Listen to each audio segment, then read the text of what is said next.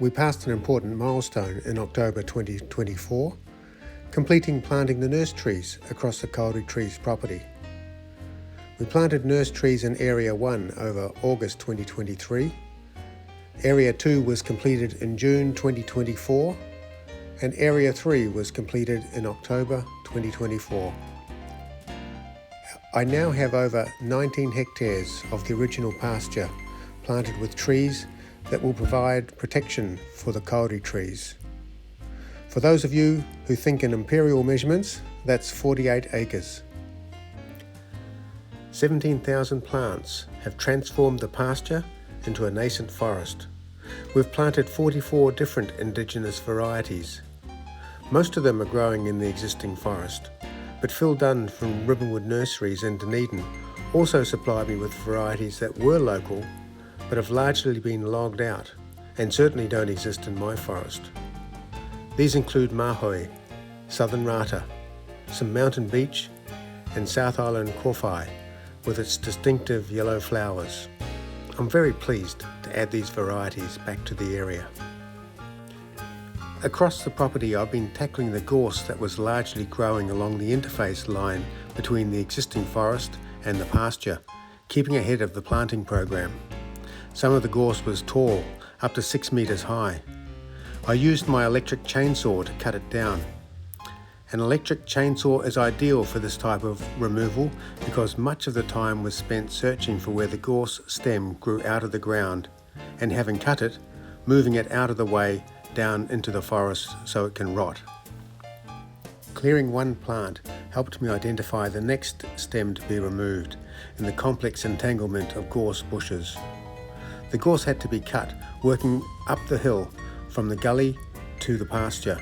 It meant that I was forever under the falling gorse stem, but at least I could be sure that I wasn't leaving stems uncut, hidden by the cut plants.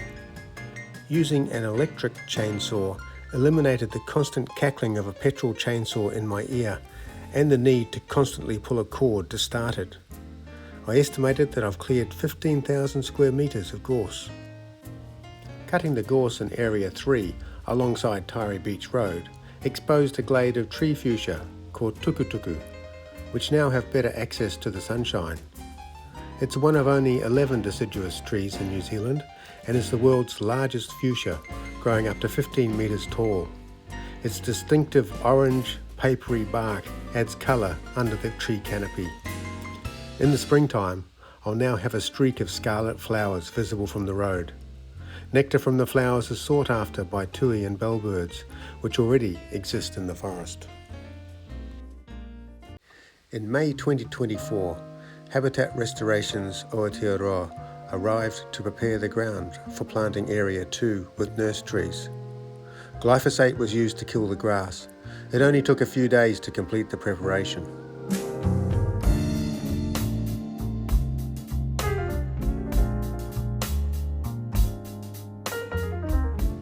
After a couple of weeks, the whole crew arrived to start planting. I worked with the planters, folding up the tree guards, picking up the empty pots, and generally did my best so the professionals could concentrate on planting the trees. The ground was not as steep as Area 1. The gear was closer, and we finished planting in 10 working days over June. The variety mix differed to Area 1. We planted more coprosma varieties and more cabbage trees. Mahoe and Southern Rata were added, and Kanuka, lacebark and lancewood were reduced.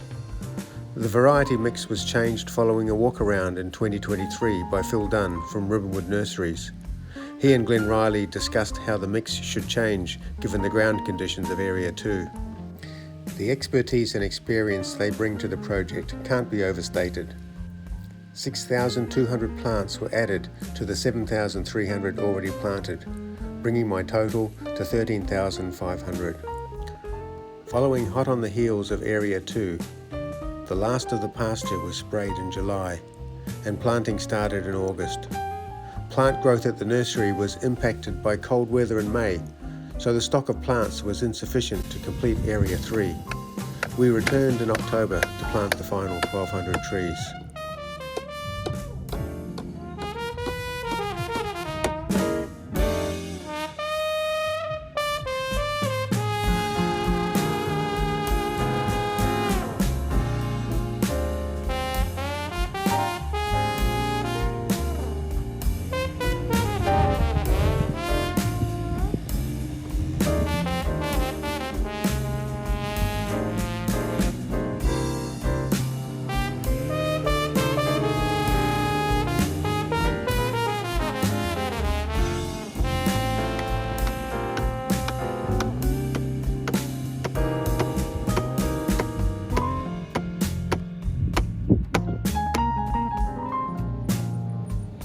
Area 3 we added Mikimiki, Kahakatea and Mountain Beech to the mix. I now have just over 17,000 trees in the ground at 3 metre spacings. These should provide the protection for the kauri and guide their growth upwards. My sincere thanks go to Glenn Riley and his committed team from Habitat Restoration's Aotearoa, and to Phil Dunn and his equally committed team at Ribbonwood Nurseries in Dunedin. Without these two individuals and the organisations they lead, I could never have completed the preparation work required for the kauri forest. We're halfway there, with the best still to come. If you enjoy the content and want to follow this unique project, please like this video and subscribe to my channel. I'll be making more videos over the coming months and years to record the progress of this unique project. To support the project, you can make a donation through my Give a Little page or buy some branded merchandise through my shop. The links are in the description to this video or from the kauritrees.nz website. Thanks for watching.